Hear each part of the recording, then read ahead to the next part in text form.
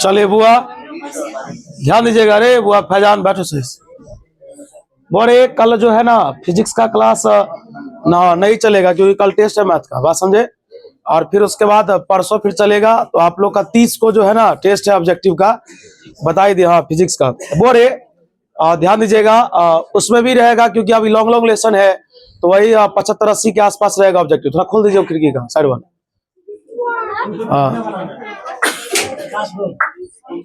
क्या बोले? नहीं सुन लीजिए एक बार और बता दे। 80 ऑब्जेक्टिव रहेगा या 75 रहेगा इसमें?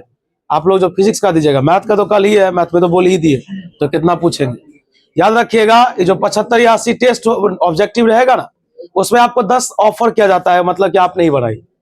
वैसे तो 50% रहता है एग्जाम में, लेकिन आपको 10 ही छोड़ा जाएगा कि 10 आप नहीं बनाइए, उसके बाद सब बनाना होगा। जैसे ही 2 टेस्ट और कंप्लीट हो जाता है फिजिक्स का, एक हुआ है 2 और, उसके बाद सब्जेक्टिव का टेस्ट होगा। और सब्जेक्टिव रहेगा कम से कम 100 नंबर का, है ना। उसमें 40 2 नंबरी रहेगा, 10 गो 5 नंबरी रहेगा। उसमें आपको बनाना है 5 गो, इधर से बनाना है कम से कम 35 गो। बात समझ में? इतना दे दिया जाएगा ना, उसी में सब पूछ देगा एग्जाम। बात समझ में आ रहा? ऐसा होगा ऑब्जेक्टिव का टेस्ट। पेज हम प्रोवाइड करेंगे, आप उसके लिए टेंशन नहीं, खाली आपको पेन लेना है। वो भी लास्ट टेस्ट में पेन हम ही दे देंगे। बात समझे? हाँ जी जी दे देते हैं लास्ट वाला टेस्ट में। हाँ, और एक कार्टून लाएंगे ग्लाइसर वाला, वो देता है ना, तो सस्ते में हमारा दोस्त काम करता है, कॉपी किताब का दुकान चलाता हो, कहेंगे दोस्त कार्टून दो उसमें से। हाँ तो हमको 5 रुपए देगा। और क्या रुपए देता है वैसे? 10 रुपए 8 रुपए देता है, तो 5 रुपए पड़ेगा उस पर, यही ना होगा। 5 रुपया खर्चा होगा। चलिए बोरे इलेक्ट्रोस्टैटिक्स में कुछ बता रहे थे। बोरे एक बात और बता दे, जो इलेक्ट्रोस्टैटिक्स हम इतनी बार बता दिए, जो हमको लगता है कि उसका बहुत सारा बच्चा को एक एक टॉपिक याद होगा, जो याद किया होगा उस समय में, है ना। आसान है, चलिए इस पर चर्चा कर लेते हैं। बताइए वो कहाँ तक पढ़ाए थे इलेक्ट्रोस्टैटिक्स में? स्पेसिफिक चार्ज इन्हें ना पढ़ाए थे। चलिए बोरे आप खाली टॉपिक बोलते चलिएगा। बोरे स्पेसिफिक चार्ज, वो आप भी ना स्टार्टिंग का थोड़ा बढ़िया से देख लीजिएगा, आप नहीं पढ़े हुए हमसे इसलिए बोल रहे। देखिए स्पेसिफिक चार्ज, अब शांत हो जाइए आप। आपके पास कॉपी है तो आप देख लीजिए, अगर आपके पास नहीं है, अगल बगल में है, उसका कॉपी देख करके पढ़िए। स्पेसिफिक चार्ज का मतलब हुआ कि इकाई मास में कितना आवेश, यानी कि the amount of charge per unit mass. कल ये सब वहां कंप्लीट किए। The amount of charge per unit mass, प्रति इकाई मास में जो चार्ज होगा उसी को लोग बोलता है स्पेसिफिक चार्ज। देखिए एक तो ये वीवीआई है ही 2 नंबरी, यानी कि कहेगा क्या, देखिए एक चीज और, 1-2 चीज गलत नहीं लिखिएगा। जैसे आपसे पूछेगा ना स्पेसिफिक चार्ज क्या है, डिफाइन स्पेसिफिक चार्ज, तो स्पेसिफिक चार्ज का परिभाषा लिख दीजिए, उसके नीचे में लिखिए इट इज डिनोटेड बाय सी, उसके बाद उसका फॉर्मूला लिखिए, है ना, स्पेसिफिक चार्ज बराबर चार्ज बाय मास, बॉक्स कर दीजिए, तब एक कंप्लीट आंसर हुआ, तब आपको परफेक्ट नंबर दे, कोई डाउट नहीं, तब आप पूरा निश्चिंत रहिए कि 70 का 70 है। अब वही अगर आप अधूरा अधूरा करके आइएगा तो आपको 40 नंबर देगा 70 में, बहुत कर सकता है, ऐसा तरह हो जाता है। बोले स्पेसिफिक चार्ज या दुनिया का कोई भी चार्ज स्केलर क्वांटिटी होता है। एसआई मात्रा का कूलम बाय किलोग्राम होता है। डायमेंशन IT गुने m का पावर -1 होता है। इसमें वीवीआई क्या है जानते हैं? इसमें वीवीआई है कि स्पेसिफिक चार्ज इलेक्ट्रॉन का क्या होगा, प्रोटॉन का क्या होगा और न्यूट्रॉन का क्या होगा। देखिए आप शांत रहिएगा। स्पेसिफिक चार्ज इलेक्ट्रॉन का क्या होगा, प्रोटॉन का क्या होगा, न्यूट्रॉन का क्या होगा, ये बहुत वीवीआई है। तो बोले स्पेसिफिक चार्ज इलेक्ट्रॉन का होता है -1.75 10⁻11 मिला लीजिएगा, कितना 10⁻11 ना, हाँ, कूलम बाय केजी। फिर प्रोटॉन का होगा, फिर न्यूट्रॉन का तो 0 होता है। मेरी बात को आप सुनिए, मैं क्या बोल रहा हूँ। ये प्रूफ एग्जाम में नहीं पूछेगा कि स्पेसिफिक चार्ज ऑफ इलेक्ट्रॉन का मान इतना होता निकालो, लेकिन ये मान पूछेगा तो मान तू रट लो, और थोड़ा अगर समय मिले तो कैलकुलेशन भी देख लो। तुम बताओ, फिर आवाज हो रहा है, तुम बताओ स्पेसिफिक चार्ज किसका बोले हम? इलेक्ट्रॉन का। तो देखो स्पेसिफिक चार्ज का फॉर्मूला क्या होता है, थोड़ा कैलकुलेशन भी सिखा देते हैं। तो बता, इलेक्ट्रॉन का पढ़ोगे तो इसका मतलब है चार्ज ऑफ इलेक्ट्रॉन, यानी इलेक्ट्रॉन का चार्ज और इलेक्ट्रॉन का मास, यही ना। इलेक्ट्रॉन का चार्ज ये होता है -1.6 10⁻⁻, मास होता है 9.1 10⁻⁻31। भाई तू इसको सॉल्व करेगा ना, एग्जैक्ट डाटा मिलेगा जो उसमें लिखा हुआ है, एक इधर से उधर नहीं हो सकता है। बात समझ में आया? ये हम तुमको बता दिए, समय मिले तो कैलकुलेशन भी देख लेना। ठीक, चलिए अगला बोरे। हाँ आगे देखिए, एक टॉपिक है, ध्यान सुनिएगा, कूलम्ब्स लॉ। बोरे कूलम्ब्स लॉ। अब आइए ना 5 मिनट थोड़ा सा चर्चा इस पर। कूलम्ब्स लॉ से क्वेश्चन पूछता है, इससे रिलेटेड क्वेश्चन पूछता है, लेकिन कूलम्ब्स लॉ नहीं पूछता है, यही दिक्कत है। कूलम्ब्स लॉ क्या है, ये आज तक हमसे 12-13 साल में नहीं पूछा। हाँ लेकिन कूलम्ब्स लॉ रिलेटेड क्वेश्चन सब देखिएगा, अभी वेराइटी का आएगा। अभी ये है क्या, तो कूलम्ब साहब बोले कि मैंने 2 छोटा छोटा चार्ज लिया। अब इनके स्टेटमेंट को हम समझा रहे हैं। तो इन्होंने बोला कि 2 चार्ज मैंने लिया, एक का नाम Q1 था, एक का नाम Q2 था, और इन्होंने कहा कि इसको मैंने कुछ दूरी पर रख दिया। तो इन्होंने कहा कि 2 चार्ज के बीच लगने वाला जो फोर्स है या तो अट्रैक्टिव होगा या रिपल्सिव होगा। ध्यान सुनिएगा, यहां से बन गया ऑब्जेक्टिव। और इस बार हमको लगता है कि एग्जाम में ये ना पूछ दे राइट द प्रॉपर्टीज या write the features of Coulombian force. Coulombian force का खासियत बोलिए, गुण बोलिए, क्या बोलिएगा? बोलेंगे या अट्रैक्टिव रिपल्सिव नेचर का होता है, बोलेंगे या सेंट्रल फोर्स होता है, ये न्यूटन थर्ड लॉ का पालन करता है, चौथा ये कंजर्वेटिव होता है, रास्ते पर निर्भर नहीं करता। ये सब तो इसी फोर्स का ना गुण है। तो बारी बारी सुनेंगे। आइए, तो इन्होंने क्या कहा कि फोर्स जो है वो डायरेक्टली, भाई हम लोग कहानी की तरह पूरा माइंड में सेट है हम लोग। अब एक बार में तो नहीं खत्म हो जाएगा पूरा, लेकिन आप बैठिएगा इत्मीनान से तो पूरा कहानी के रूप में बोलते हैं। तो फोर्स डायरेक्टली प्रोपोर्शनल है Q1 गुने Q2, Q1 गुने, और इन्होंने कहा कि फोर्स इनवर्सली है किसका, R स्क्वायर। तो इन्होंने अपने नियम को 2 स्टेप में व्यक्त किया। जब दोनों स्टेप को मैंने कंबाइन किया तो कुछ ऐसा आ गया, यानी Q1 गुने Q2 बाय R स्क्वायर। इसमें मॉड लगा दीजिए क्योंकि चार्ज माइनस में भी होता है। अब मैं आपसे पूछता हूं, बोलिए यहां फोर्स है R स्क्वायर है, तो बट्टे के नीचे में है सामने आमने सामने, तो ई भी आमने सामने ही बट्टा के नीचे। बोलिए प्रोपोर्शनल का चिन्ह हटता है तो कुछ ना कुछ कांस्टेंट आता है। भाई आपके कॉपी में जाके मिलाइए, फरवरी मार्च का समय होगा जिस समय में बैच स्टार्ट हुआ होगा, कि इस बेसिस का बहुत न्यूमेरिकल पढ़ाए होंगे हम आपको। बोले ये कूलम्बियन फोर्स का फॉर्मूला है बराबर K into Q1 mod Q2 mod by R square. या कूलम्बियन फोर्स का ये कोई पूछेगा K क्या है, तो बोले K को लोग कूलम्ब्स कांस्टेंट बोलते हैं। देखिए अब यहां से गेम में आया ट्विस्ट। कूलम्ब्स लॉ क्या है ये नहीं पूछा, लेकिन कूलम्ब्स कांस्टेंट का मान पूछ चुका है। कूलम्ब्स कांस्टेंट का मान होता है 9 गुने 10 टू दी पावर 9, है ना। अब इसका SI मात्रक पूछ चुका है, न्यूटन इंटू मीटर स्क्वायर बटे। अब आप बताइए क्या क्या पूछा, इसका मान पूछ देता है, इसका SI मात्रक पूछ देता है, इतना ही नहीं इसका डायमेंशनों पूछ देता है। सब लिखा होगा आपके कॉपी में। जब एक्सपेरिमेंटल वैल्यू निकाला गया, वहां चेयर लगाइए, पूरा टाइम से आते हैं। बोले जब एक्सपेरिमेंटल वैल्यू निकाला गया तो एक्सपेरिमेंटल वैल्यू ये हुआ, बस सुनिएगा, 1/4 पाई इप्सिलन नॉट। बोले इसको लोग बोलता है इप्सिलन नॉट।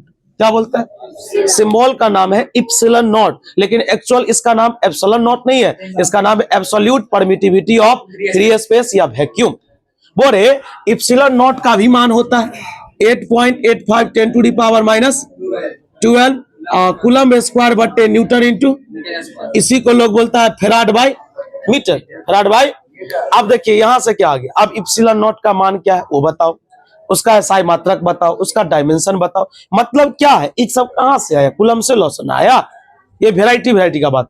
उसके बाद देखो एक होता है, यहां पर एक चीज सीख लो, एक फोर्स होता है माध्यम में, मीडियम में, और एक फोर्स होता है वैक्यूम में जिसको निर्वात बोलते हैं।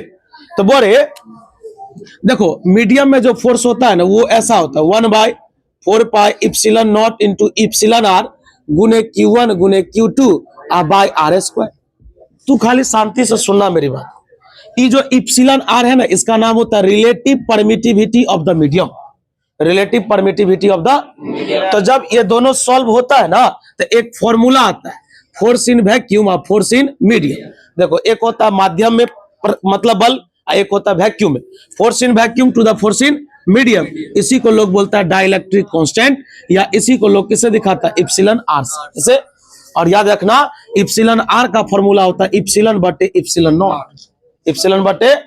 देखो अब यहां पर हम कहां भाग गए, सो देखो हम भाग गए डाइलेक्ट्रिक कांस्टेंट कहां, क्या है, क्या होता है, पूछा हुआ question.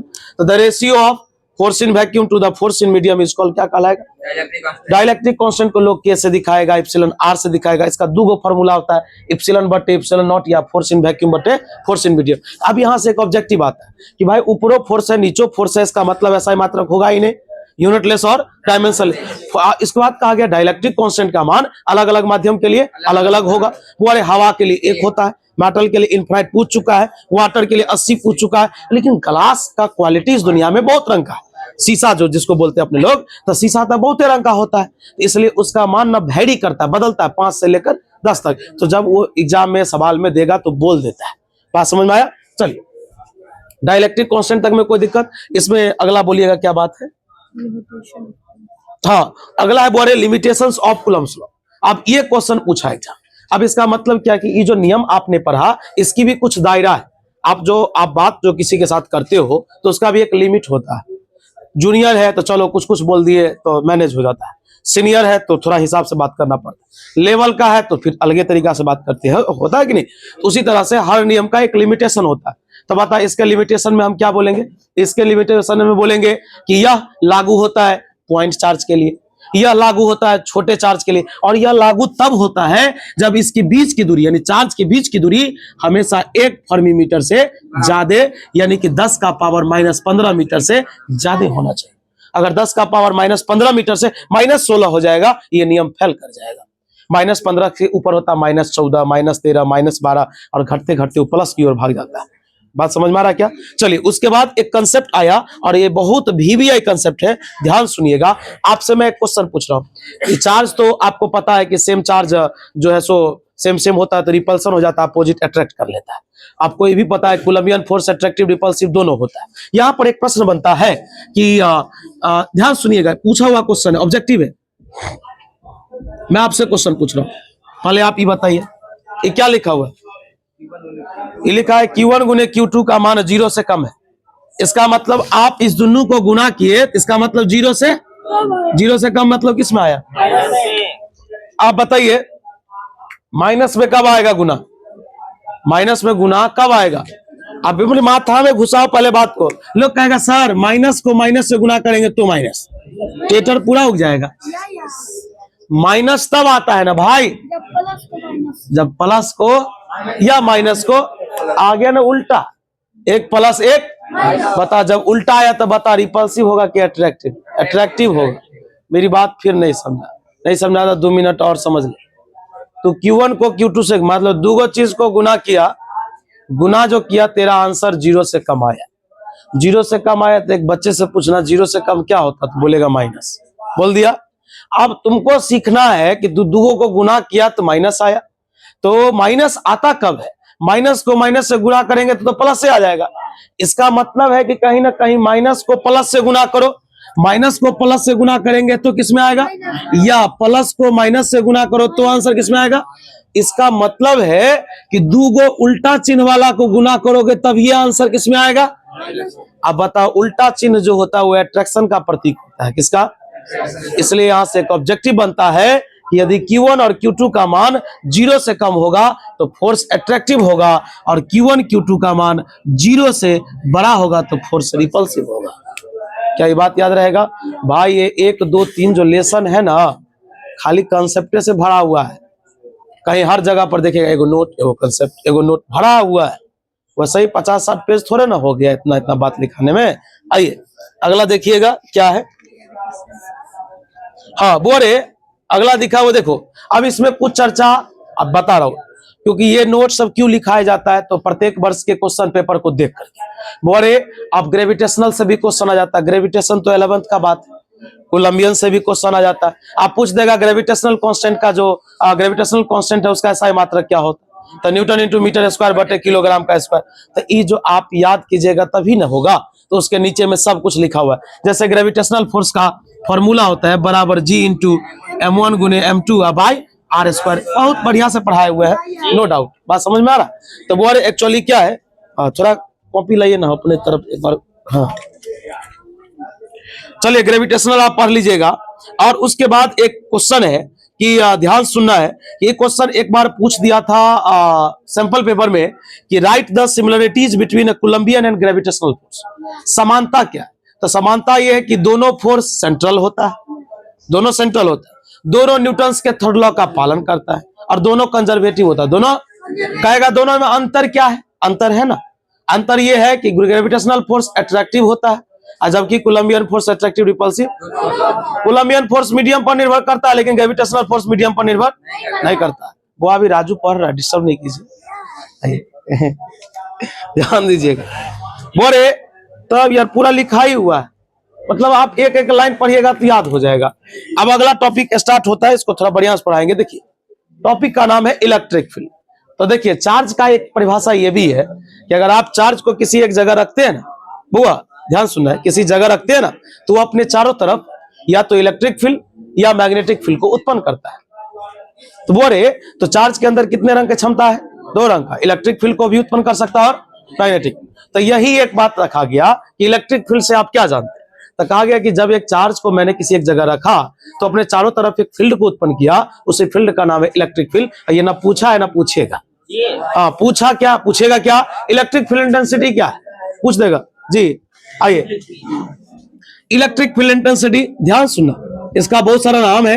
Electric field intensity, electric intensity, electric field strength. ध्यान सुनना भाई, इलेक्ट्रिक फील्ड इंटेंसिटी जिसको लोग ई से दिखाता है, इसका फॉर्मूला होता है F/Q0। ये बच्चा वाला बात है, अभी हाल में आप मैग्नेट में पढ़ के आए। इसका होगा the electric force per unit test charge.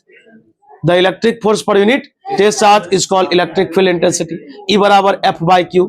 वो अरे यह वेक्टर क्वांटिटी होता है, इसका SI मात्रक न्यूटन बाय कूलम या वोल्ट बाय मीटर होता है ना। उसके बाद वो इसका डायमेंशन है। और याद रखिएगा कि यहीं पर एक बार ऑब्जेक्टिव ये भी पूछ दिया था कि 1 न्यूटन बाय मीटर किसके बराबर है, तो 1 वोल्ट बाय मीटर के बराबर है। एक और बात बुआ, देखिए यही चीज है, एक बार हम बुआ अभी डिस्कशन किए थे इस टॉपिक पर। देखिए अब यहां पर आया कि कोई पूछेगा कि अगर चार्ज पॉजिटिव है तो इससे फील्ड दूर भागेगा, फील्ड का डायरेक्शन दूर होगा, ये पूछ सकता है। और अगर चार्ज निगेटिव है तो फील्ड इसके तरफ है। क्या एक कोई दिक्कत? चलिए अब अगला क्या है इसमें कॉन्सेप्ट। हाँ बोरे इलेक्ट्रिक फील्ड इंटेंसिटी 2 प्रकार का, एक का नाम यूनिफॉर्म, एक का नाम नॉन यूनिफॉर्म। यूनिफॉर्म का मतलब जिसमें सब की दिशा एक तरफ हो तो यूनिफॉर्म, और जिसमें सब की दिशा एक तरफ ना हो तो नॉन यूनिफॉर्म। बताइए क्या कोई दिक्कत? चलिए अब अगला है बुआरे, ध्यान सुनना, इलेक्ट्रिक फील्ड इंटेंसिटी का राम बाबू ध्यान देना, एक फॉर्मूला और होता है KQ/R²। KQ/ चार्ज में मॉड लगा रहना चाहिए। अब यहां से एक प्रश्न पूछ दिया था एक बार टेस्ट एग्जाम में कि इलेक्ट्रिक फील्ड और इसको तुम देख रहे हो दूरी को, तो बता इलेक्ट्रिक फील्ड और दूरी में कैसा रिलेशन है? Inversely proportional to R²। Inversely proportional to, यही ऑब्जेक्टिव में पूछ दिया था, है ना, पूछ दिया था कि निम्नलिखित में से कौन सा ऑप्शन करेक्ट है। ऐसा वाला दिखेगा तो मार देंगे तुरंत, बात समझ, ऐसा वाला समझे। आइए ध्यान दीजिएगा। बोरे अब यहां पर एक कंसेप्ट स्टार्ट होता है, सुनिए ना, क्वेश्चन पूछ रहे आपसे, अगर आप किसी चार्ज को किसी यूनिफॉर्म इलेक्ट्रिक फील्ड इंटेंसिटी में रख दिए तो उस चार्ज पर फील्ड के द्वारा, अब आपको कर रहा है ना, ठीक है, आप भी उसका वायरल किए थे वीडियो, बताइए। लेकिन बुआ ये सब देखिए करते हैं आप लोग, आप बोल देता है बबलुआ हमको, देखिए पार्सल ले जाता है ये। देखो नहीं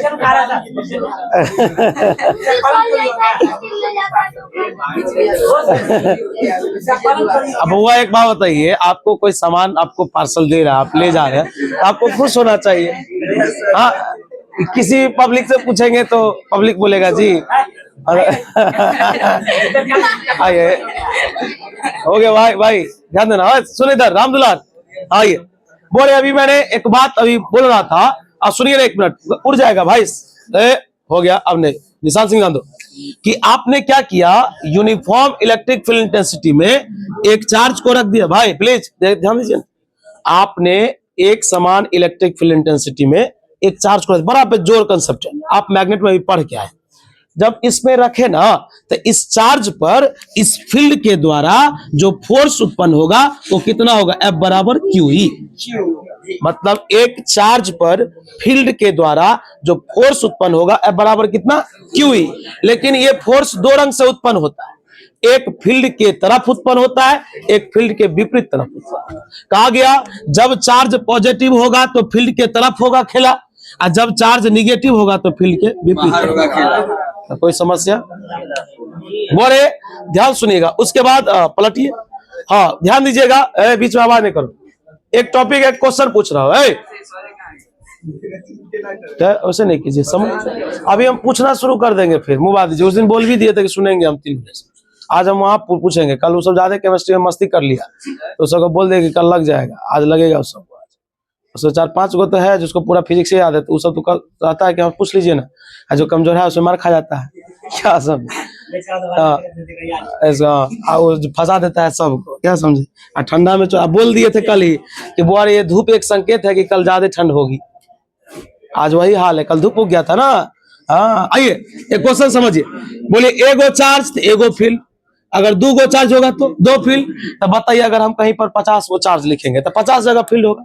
वही टॉपिक है जो 2011 या 12 में पूछे हुआ है कि principle of superposition of electric field से आप क्या जानते हैं। चलिए हम आपको एक क्वेश्चन बताते हैं।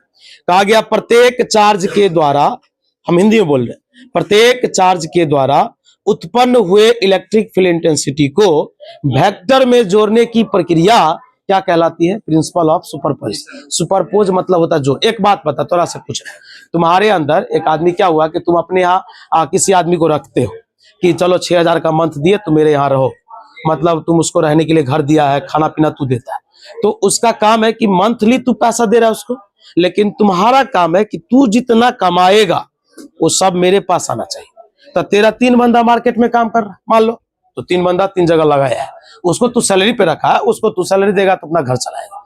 तो तू 3 बंदा तुमको जो कमा के देगा तो वो 3 जगह से इनकम आएगा, और तुम तीनों को जोड़ोगे तो टोटल अमाउंट होगा ना। वही है इसका मतलब। प्रिंसिपल ऑफ सुपरपोजिशन का मतलब हुआ कि प्रत्येक चार्ज के द्वारा उत्पन्न हुआ जो इलेक्ट्रिक फील्ड इंटेंसिटी है उसको जो हम वेक्टर में जोड़ देंगे ना, तो उसी को लोग बोलता है principle of superposition of electric field intensity. और इसका फॉर्मूला आप उस कॉपी में देख सकते हैं। E बराबर होगा E1 plus E2 plus E3, ये होगा उसमें, है ना, दिया हुआ हो बुआ। चलिए उसके बाद टॉपिक स्टार्ट होता है इलेक्ट्रिक डाइपोल। डाइपोल का मतलब 2 गो चार्ज। अभी आप मैग्नेटिक डाइपोल से पढ़ के आए। इलेक्ट्रिक डाइपोल में 2 गो चार्ज, एगो माइनस एगो प्लस। इसका परिभाषा क्या है? इसका परिभाषा है कि 2 चार्ज है जो साइन में, चिन्ह में उल्टा है लेकिन मान में बराबर है। जैसे तू 5 रुपया कमाता, हम 5 रुपया रोज उड़ाते हैं, तो 5 का ना आंकड़ा है कि वो 5 में तुम में प्लस लगा हुआ है, 5 में हम में माइनस लगा है। तो कह रहा है कि 2 गो चार्ज है जो चिन्ह में उल्टा है लेकिन मैग्नीट्यूड में बराबर है, और उसको कुछ डिस्टेंस पर रख दिया गया है, तो सिस्टम का नाम होता है इलेक्ट्रिक डाइपोल। आप एक बात बताते भाई कि तुमने अभी क्या बोला कि मैंने 2 चार्ज को सजाया है, एगो माइनस एगो प्लस, तो बता जब इस दोनों को जोड़ेगा तो टोटल चार्ज क्या होगा? डाइपोल 2 प्रकार का, एक लॉन्ग डाइपोल, एक शॉर्ट डाइपोल। आप पढ़े, लॉन्ग डाइपोल वो होता है जिसका लंबाई 12 हो, शॉर्ट डाइपोल वो होता है जिसका लंबाई 0 के बराबर हो। तब यहाँ पर स्टार्ट होता है इलेक्ट्रिक डाइपोल मोमेंट। क्या आप मैग्नेटिक डाइपोल मोमेंट पढ़े? तो वही बात तो यहाँ भी इलेक्ट्रिक डाइपोल मोमेंट। आओ ठाकुर आओ आओ आओ, पूरा जगह जगह आइए ना। नहीं इसको पूरा फिजिक्स याद है, लेकिन चलो कोई दिक्कत, कभी कभी फुला देना चाहिए ज्यादा, नहीं समझे राजू? चलिए राजू तू सुना इलेक्ट्रिक डाइपोल मोमेंट क्या है, बता दो, छोड़ दो। ये सब तो हम वैसे ही पढ़ाए हुए को पढ़ा रहे, सुना तो सकता है भाई, बीच में तो पूछ सकते हैं। कल नहीं परसों टेस्ट तेरा फिजिक्स का भी है, तुमको तो देना ही पड़ेगा ना। राजा तू ही सुना दे इलेक्ट्रिक डाइपोल मोमेंट, फेंको उतना। चलो बोरे बता ही रहे थे कि देखिए इसके बाद जो टॉपिक सब है ना, रुकना भाई, इलेक्ट्रिक डाइपोल मोमेंट के बाद 2-3 डेरिवेशन है कि एक्सिस पर कितना होगा, परपेंडिकुलर बाइसेक्टर ऑफ डाइपोल पर फील्ड कितना होगा, इनी पोजीशन पर कितना होगा। उसके बाद टॉपिक है इलेक्ट्रिक फ्लक्स क्या है, तू पढ़ा होगा, है ना। उससे पहले एरिया वेक्टर होगा, है ना। तो इलेक्ट्रिक फ्लक्स क्या है? The dot product of electric field and area vector. Electric flux के बाद उससे रिलेटेड नोट्स होगा। फिर टॉर्क का फॉर्मूला होगा, टाउ बराबर पी साइन थीटा। फिर वर्क डन का फॉर्मूला होगा। उसके बाद गॉसेज लॉ होगा। गॉसेज लॉ में गॉसियन सरफेस 2 प्रकार का होगा, स्फेरिकल और सिलेंड्रिकल। उसके बाद गॉसेज लॉ का एप्लीकेशन होगा, और फिर छोटे छोटे क्वेश्चन होंगे जिसका नाम होगा इलेक्ट्रोस्टैटिक शील्डिंग क्या है, कैविटी क्या है, उसका लेसन खत्म होगा। मतलब कुल मिला के 10 को टॉपिक और बचा हुआ है। हला नहीं कीजिए, कोई आदमी पहला लेसन सुनाइएगा, ये जो पहला पूछ रहे थे अभी।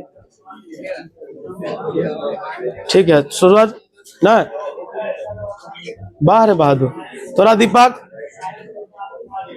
ये लेसन पहला वाला। आदर्श कुमार सोनुआ तो बोला जो याद है। सरफराज पहला लेसन याद है? नहीं याद। पाले खान याद है? चलिए अच्छा है। आप लोगों में से बंटा याद है पहला लेसन? चलिए आप बताइए, टॉर्क का फॉर्मूला बताइए क्या होगा। बता, टॉर्क मैक्सिमम होगा तो कितना पर होगा? अल्लाह नहीं कीजिएगा। चलो ठीक है, तू अब रुकेगा, तू बताएगा। इलेक्ट्रिक लाइंस ऑफ फोर्स के दो प्रॉपर्टीज को सुनाइए।